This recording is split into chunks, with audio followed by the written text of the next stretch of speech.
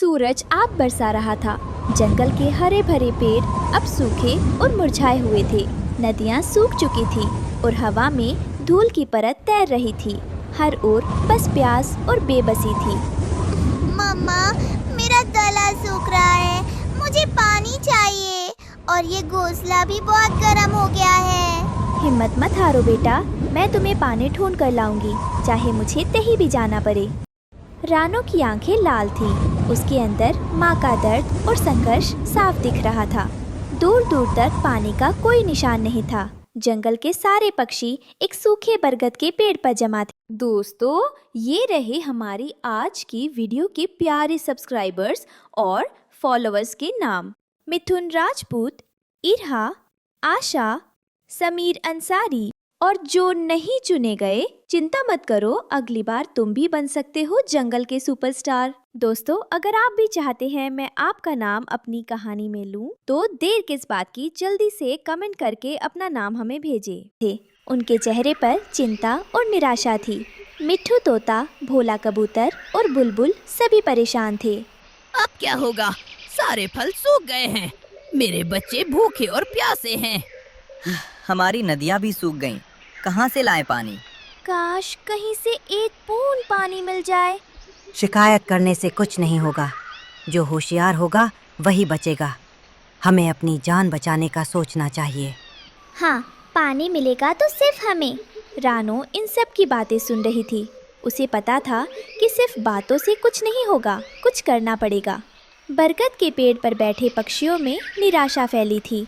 तभी मिट्ठू तोते का छोटा बेटा टिंकू और भोला कबूतर की बेटी पिंकी एक डाल पर बैठे थे।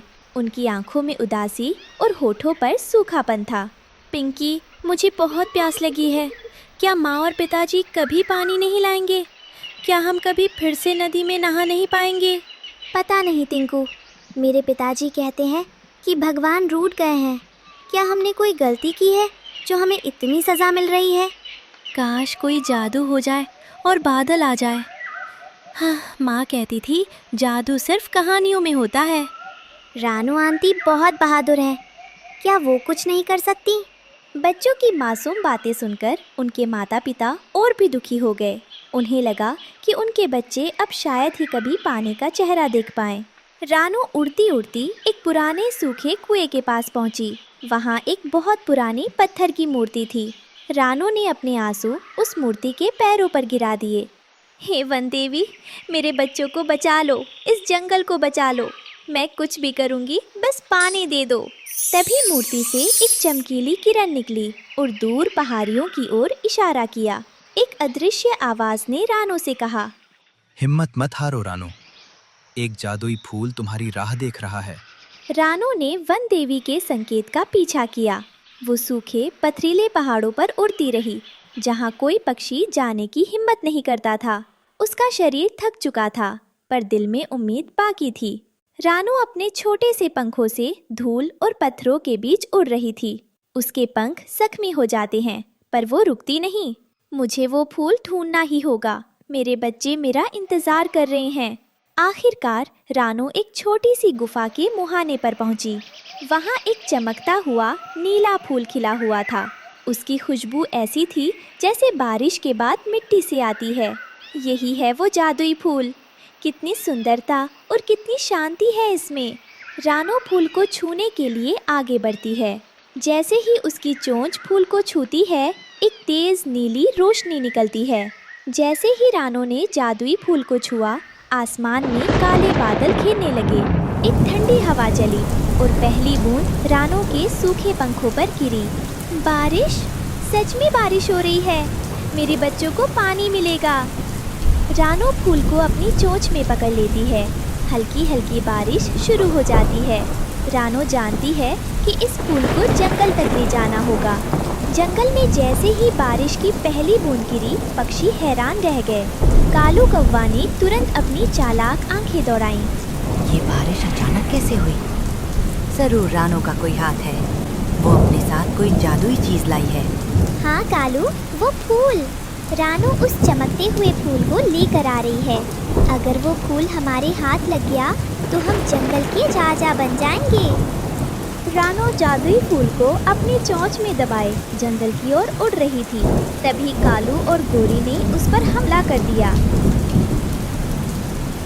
रानो, वो फूल हमें दे दो।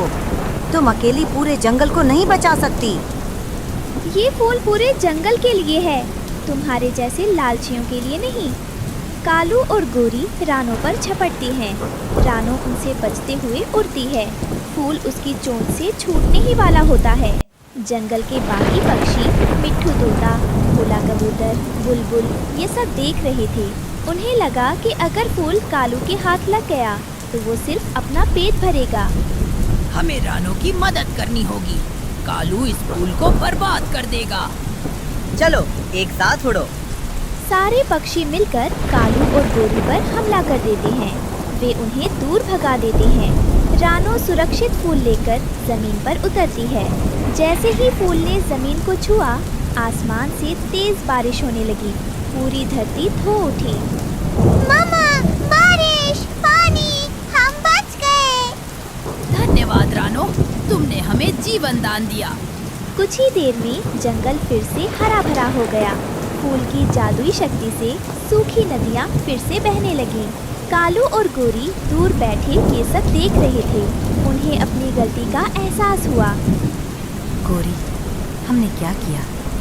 रानो ने सबका भला किया और हम उसे रोकने की कोशिश कर रहे थे। हमें माफी मांगनी चाहिए, पर क्या वो हमें माफ करेगी? जंगल फिर से जी उठा था। रानो ने जादुई फूल को एक सुरक्षित जगह पर रोक दिया ताकि ये हमेशा जंगल को जीवन देता रहे। दोस्तों, ये फूल सिर्फ बारिश नहीं लाता, ये सिखाता है कि एकता और निस्वार्थ सेवा से हम किसी भी सूखे को दूर कर सकते हैं। रानो चिड़िया ने उस दिन सिर्फ बारिश नहीं बरसाई, बल्कि सबके दिलों में उम्मीद और नेकी का बीज बो दिया।